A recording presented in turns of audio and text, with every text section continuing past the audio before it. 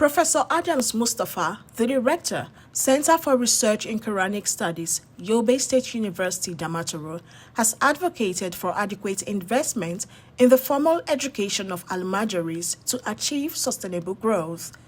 Mustapha gave the advice in Abuja during the closing ceremony of the three-day workshop on mental health and psychosocial support, gender-based violence, and trafficking in persons to commemorate the International Day for the Almajiri Child. He emphasized the need for legal framework and synergy of traditional, religious leaders to be able to tackle such challenges headlong.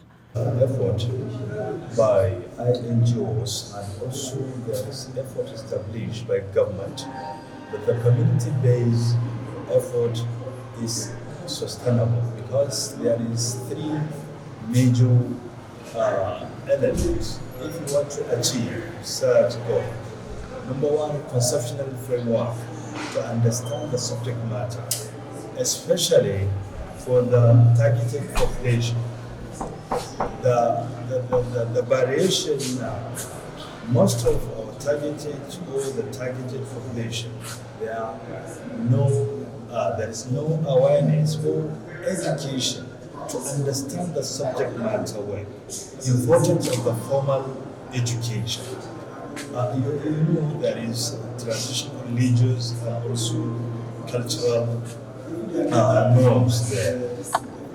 One of the presented people clearly say some people, some families didn't believe in formal education. How to convince them, how to educate them, need very strong mechanism. So this conceptual framework must introduce to them. Then also there is very most important element, which is legal framework. Synergy is needed. Legal, traditional leaders, religious leaders must add one mechanism to facing this established challenge. And also there is to know the peculiarity of each area. For instance, we are in Northeast, we have special norm and custom different with the custom and tradition and norm in Northwest. For instance, Yobe, Borno, Adamawa, Bauchi and Gombe, Taraba, we have similarity in norms and tradition.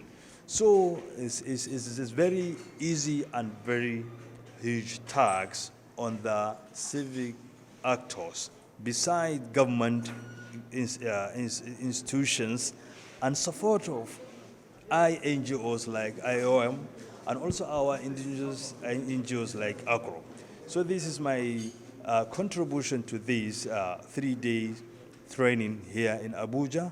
So there is need to understand the subject matter to the targeted population through conceptual framework, and also introducing of these must observe and also consider the local language, and also you invite trustee workers or guiders or the ambassadors according to some for this. Activities aimed at ensuring the full respect for the rights of the individual in accordance with the letter and the spirit of relevant bodies of law.